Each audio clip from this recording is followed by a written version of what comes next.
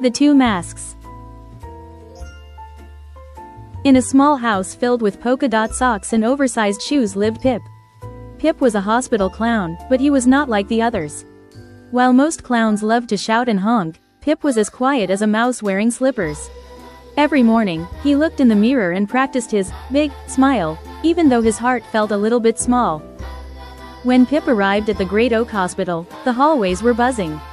He carried a heavy yellow bag filled with rubber chickens, shiny whistles, and a very round, very red nose. Pip watched the senior clown, Barnaby, perform in the playroom. Barnaby was spectacular. He twisted balloons into giant giraffes and tripped over his own feet, making all the children roar with laughter. Pip's first visit of the day was to room 302.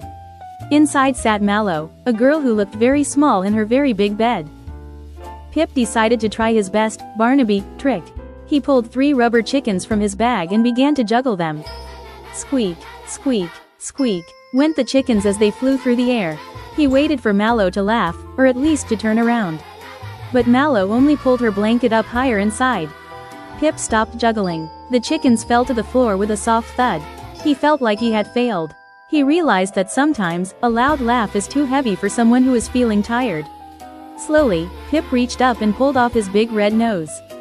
He sat down on a small stool by the bed and tucked his clown mask.